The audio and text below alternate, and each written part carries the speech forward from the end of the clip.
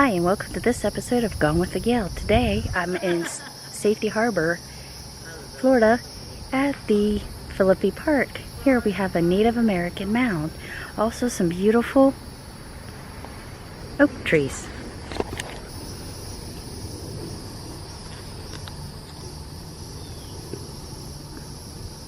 It's a beautiful day here. And the mound is over there. It's a Native American burial mound. And just over the hill is old Tampa Bay.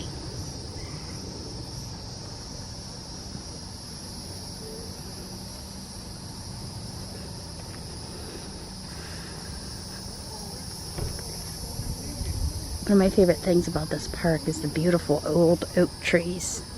They come in all shapes and sizes. Some are tall, some are more spreading, like that one.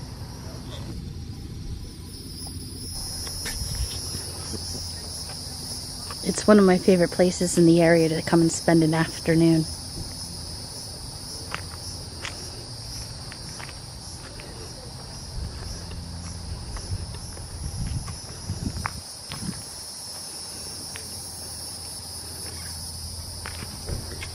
See the water over there. We'll get a better view when we get to the top.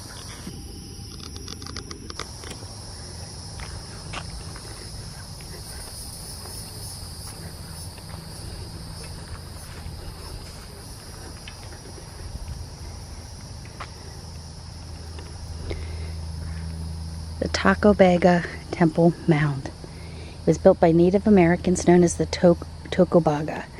It is the largest remaining mound in the Tampa Bay region. It was made of alternating layers of shell and sand. Remains of posts indicate there's at least one structure at the top, possibly used for ceremonial purposes or the chief's dwelling.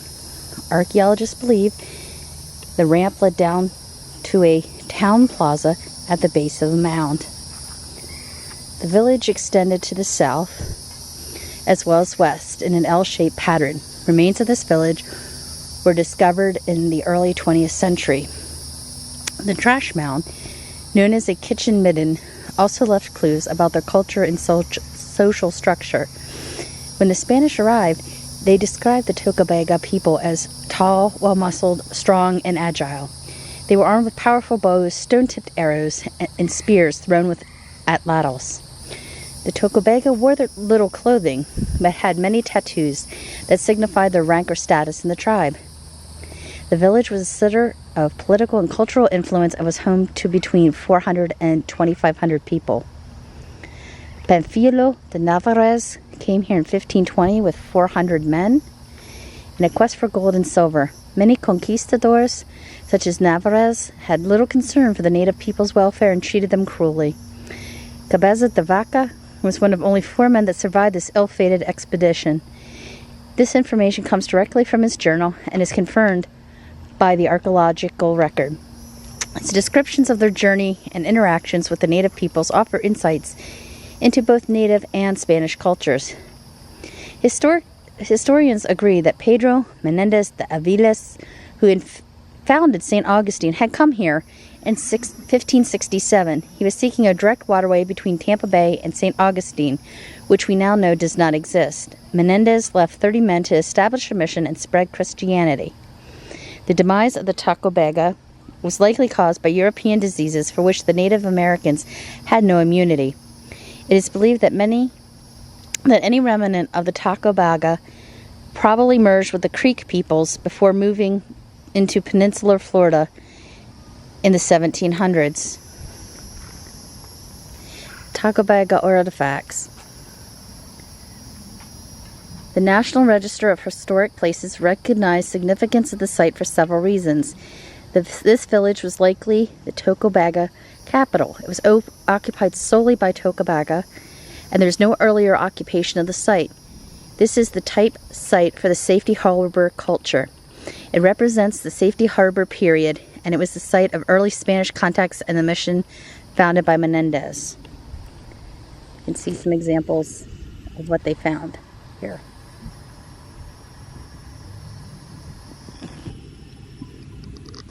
The pottery and artifacts found at this site defined the Safety Harbor culture. Artifacts shown can be viewed at the Safety Harbor Museum. Pottery was the first of its type to be found and revealed a culture not previously known. The enormous quantity of shells found in the kitchen midden indicates the reliance on the coastal bays for food. Safety Harbor people made many of their tools and utensils from bone and shell. Archaeologists believe that the Tocobaga people occupied the site as early as 900 AD until the late 1600s. Spanish written records indicate it was likely the capital of their culture. Artifacts found on the site confirmed it was occupied by Spaniards in the 1500s. Originally, this mound was rectangular in shape, but a tremendous hurricane in 1848 washed away approximately one-third of the mound. At that time, Odette Philippe used the mound to save his family from the tidal surge. The stone retaining walls were completed by Park staff in 1983 to stop further erosion and deter the removal of artifacts. So here's the mound here, and if you imagine, 2/3 of this mound is now missing. Also, if you've been to Florida, you know how flat it is. So having something like this in the middle of the flat peninsula is quite amazing.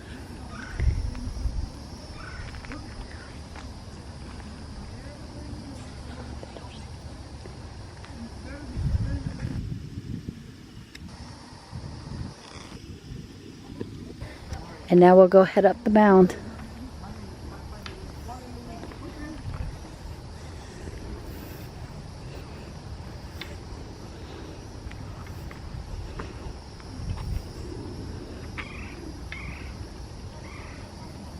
Such a beautiful day today.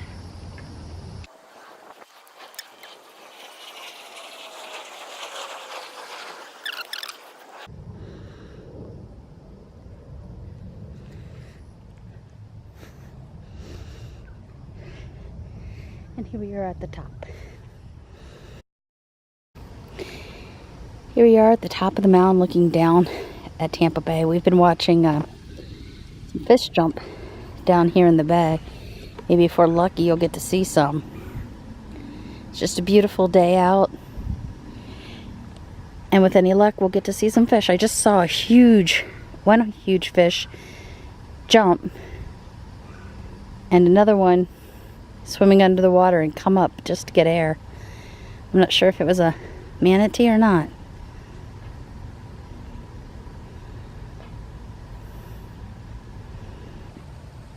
Here we are again at the top of the mound looking down at the other side. Down at the base here, there's a small beach, if you will. But for Florida, it's a long way down. But the view here cannot be beat.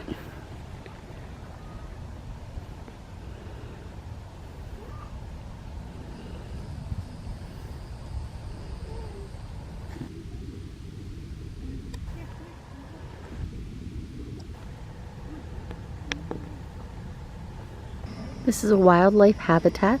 Many birds and animals depend on decaying trees and snags for nesting at sites and food.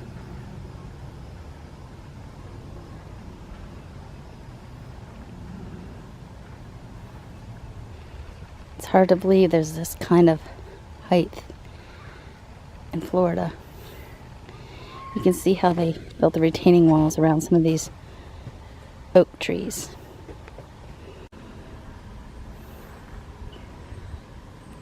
The trunk of that tree.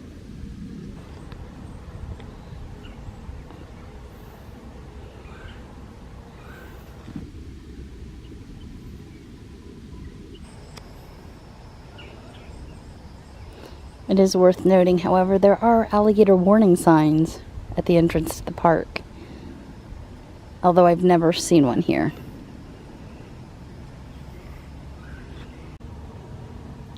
Out there, you can see that ripple in the water. That's a manatee swimming just under the surface.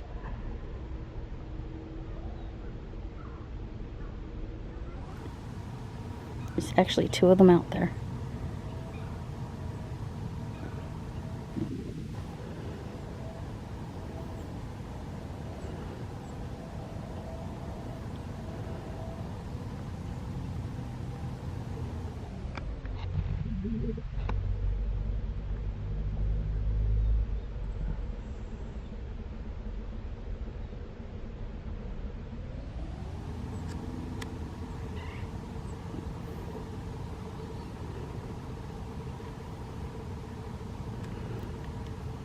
hoping that they surface so we can see them.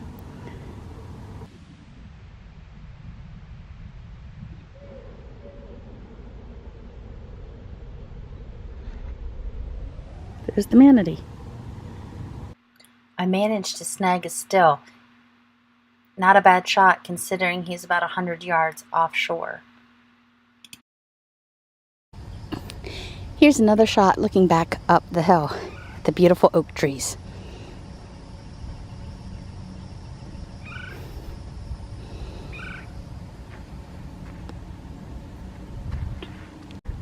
Watching some of the small fish swim.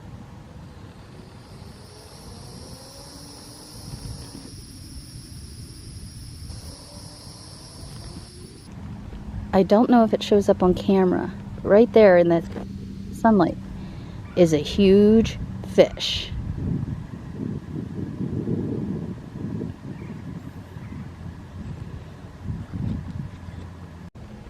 So now I'm down at beach level. Well, with what Safety Harbor could call a beach. It's got sand. It's got water. It's got waves. So that counts, right? That's a beach. A very small beach, but still a beach, right? And with that, we come to another end of Gone with a Gale. Thanks for watching. Be sure to click the subscribe button and the notification bell so that you can be notified of every video. Thanks for watching.